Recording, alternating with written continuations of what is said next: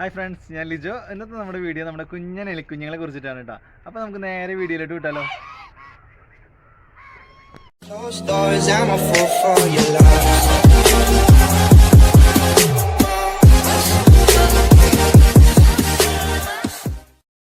അപ്പോൾ ഫ്രണ്ട്സ്, ഇന്ന് നമ്മൾ ചർച്ച ചെയ്തത് നമ്മുടെ എലിക്കുഞ്ഞുങ്ങളെ കുറിച്ചിട്ടാണ്. എലിക്കുഞ്ഞുങ്ങൾ എന്ന് പറഞ്ഞാൽ പോരാ, ഭയങ്കര ക്യൂട്ടാണ് ഇവർ. ഇതിപ്പോൾ നമ്മുടെ ഫാമിലത്തെ ബ്രീഡിങ് സ്റ്റോക്കാണ് ഇവരുടെ. ഇത് നമ്മൾ കയ്യിൽ കിട്ടിയിട്ട് ഏകദേശം ഒരു 5 മാസമായിട്ടുള്ളൂ. നല്ലപോലെ ബ്രീഡാവുന്നുണ്ട്. ഇവർക്ക് ഫുഡ് അങ്ങനെ കഴിച്ചുകൊണ്ടിരിക്കും കേട്ടോ. എത്ര ഫുഡ് കൊടുത്താലും അവർ കഴിക്കാൻ ഭയങ്കര ഇഷ്ടപ്പെട്ടുള്ളൊരു ബ്രീഡാണ്. നോർമലി നമ്മളിവിടെ നമ്മുടെ പീനട്ട്, അതേപോലെ ചോളം, അതൊക്കെ തന്നെയാണ് നമ്മൾ കൂടുതലായിട്ട് കഴിക്കുന്നത്. ഇത് നമ്മുടെ പെയറാണ്, കറക്റ്റ് പെയറാണ്, ഒരു മെയിൽ ഫീമെയിലാണ്.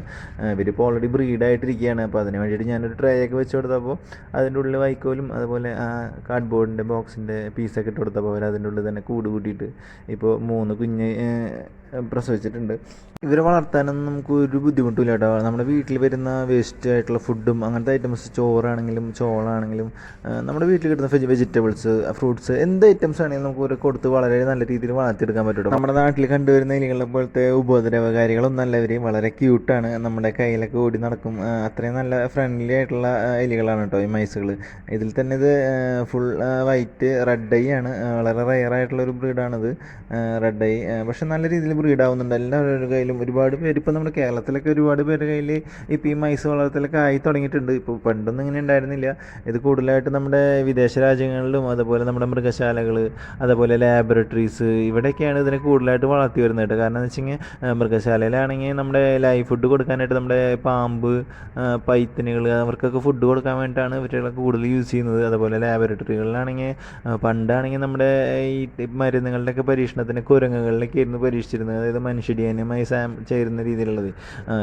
പക്ഷേ അത് നമ്മുടെ ഈ വൈൽഡ് ലൈഫ് ആക്ടിൻ്റെ അണ്ടറിൽ കുരങ്ങനൊക്കെ പെട്ടതിന് ശേഷം അപ്പോൾ നമ്മുടെ കുരങ്ങനിലൊന്നല്ല ഇപ്പോൾ കൂടുതലായിട്ട് പരീക്ഷണങ്ങൾ നടക്കുന്നത്. ഇതുപോലെയുള്ള മൈസുകളിലും അങ്ങനത്തെ ഐറ്റംസുകളിലാണ് ഇപ്പോൾ പരീക്ഷണം കൂടുതലായിട്ട് നടന്നു വരുന്നത്. അതുകൊണ്ട് തന്നെ ലാബറട്ടറികളുടെ ആവശ്യങ്ങൾക്കായിട്ട് നമ്മുടെ ചെന്നൈ, മുംബൈ പോലുള്ള സ്ഥലങ്ങളിലൊക്കെ മൈസുകൾക്കായിട്ടുള്ള വലിയ ഫാമുകൾ തന്നെ ഓൾറെഡി തുടങ്ങിയിട്ടുണ്ട്. അതൊക്കെ നല്ല രീതിയിൽ നടക്കുന്നുണ്ട്. ഇപ്പോൾ നമ്മുടെ കേരളത്തിൽ അതിൻ്റേതായിട്ടുള്ള കുറേ പരിപാടികളൊക്കെ നടന്നു വന്നിട്ടുണ്ട്. ഫാം സ്റ്റാർട്ട് ചെയ്യണതിൻ്റെ രീതിയിൽ ഇപ്പോൾ നമ്മൾ നോർമലി ഒരുവിധ ആളുകളുടെ കയ്യിലൊക്കെ ഉണ്ട് ഇപ്പോൾ മൈസുകൾ പെറ്റായിട്ട് വളർത്തുന്നുണ്ട്. ഒരുപാട് പേര് വളർത്തുന്നുണ്ട് പെറ്റായിട്ട്. മൈസ്, ആംസ്റ്റർ, ജർബൽസ്, അങ്ങനത്തെ ഒരുപാട് ഐറ്റംസ് ഓൾറെഡി ഇപ്പോൾ നമ്മുടെ നാടുകളിലൊക്കെ സുലഭമായി തുടങ്ങിയിട്ടുണ്ട്. പണ്ടത്തേനെ അപേക്ഷിച്ച് ഒരുപാട് പേരുടെ കയ്യിലുണ്ട്. ഇപ്പോൾ ഇതിനെ വളർത്താനും വളരെ സുഖമായത് കൊണ്ട് തന്നെ പെട്ടെന്ന് തന്നെ ഒരുപാട് കുഞ്ഞുങ്ങൾ ബ്രീഡാവുന്നത് കൊണ്ട് തന്നെ ഇതിനെല്ലാവരും ഇപ്പോൾ വളരെ ഈസി ആയിട്ട് നമുക്ക് വളർത്തിയെടുക്കാനും ഇപ്പോൾ പറ്റുന്ന ഒരു സംഭവമാണ് ഇപ്പോൾ ഇത്. അതുപോലെ തന്നെ ഇവരുടെ ലൈഫ് സ്പാൻ എന്ന് പറയുകയാണെങ്കിൽ ഏകദേശം 1 വർഷം തൊട്ട് 2 വർഷം വരെയൊക്കെയാണ് ഇവരുടെ ഒരു ആയുസ്.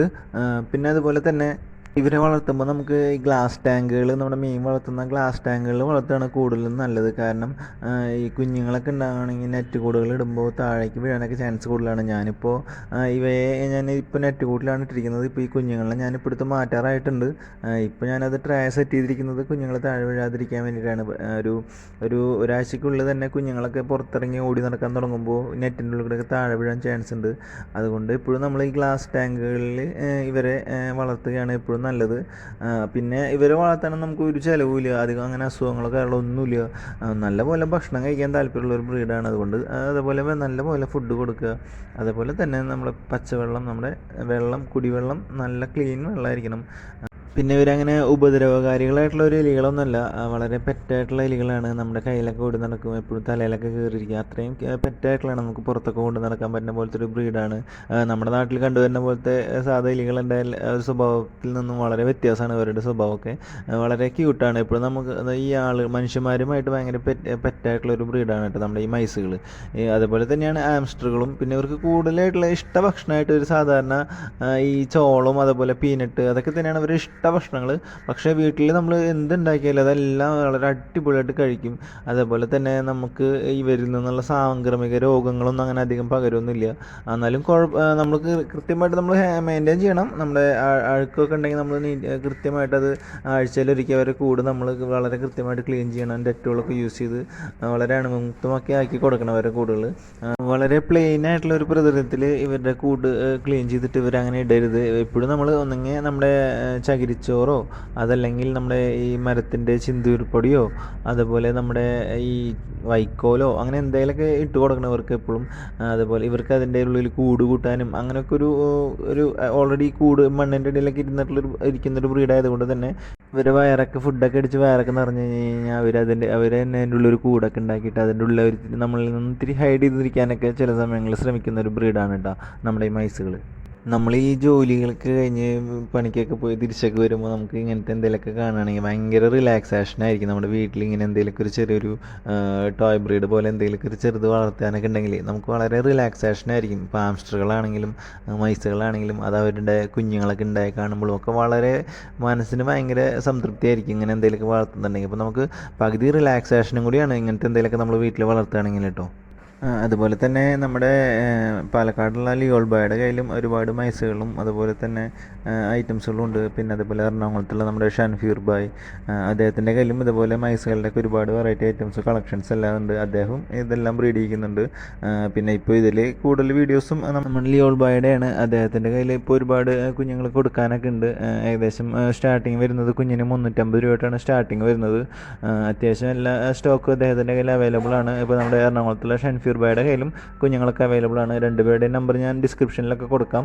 അപ്പോൾ നിങ്ങൾക്ക് ആർക്കെങ്കിലും ആവശ്യമുണ്ടെങ്കിൽ ഇവരൊക്കെ ബന്ധപ്പെടുകയാണെങ്കിൽ ഇതെല്ലാം കിട്ടും. പിന്നെ അതുപോലെ തന്നെ നമുക്ക് ഈ ആംസ്റ്ററുകളിനെ നമ്മൾ വളർത്തുകയാണെങ്കിൽ നമുക്ക് റെഡിമെയ്ഡായിട്ട് ആംസ്റ്ററുകളുടെ കേജ് കിട്ടുന്നുണ്ട് കേട്ടോ. അപ്പോൾ നമുക്ക് ആംസ്റ്ററുകൾക്ക് അവർക്ക് ഓടാനുള്ള സൗകര്യങ്ങളും ഒക്കെയുള്ള നല്ല ഭംഗിയുള്ള കേജുകളും നമുക്കിപ്പോൾ ഈ മാർക്കറ്റിൽ അവൈലബിൾ ആണ് കേട്ടോ. ആ കേജിൽ മൈസിനിടാൻ പറ്റില്ല, മൈസൊക്കെ ചിലപ്പോൾ അതിൻ്റെ ഇടയിൽ കൂടെയൊക്കെ ചാടി പോകും. അതുകൊണ്ട് ആംസ്റ്ററുകൾക്ക് തന്നെയാണ് അങ്ങനത്തെ കേജുകളൊക്കെ പറ്റുള്ളൂ. പിന്നെ ചെറിയൊരു തൊട്ട് വലിയവർക്ക് വരെ വളരെ ഈസി ആയിട്ട് കൈകാര്യം ചെയ്യാവുന്ന ഒരു ബ്രീഡാണ് കേട്ടോ ഈ മൈസുകൾ ആംസ്റ്ററുകളൊക്കെ.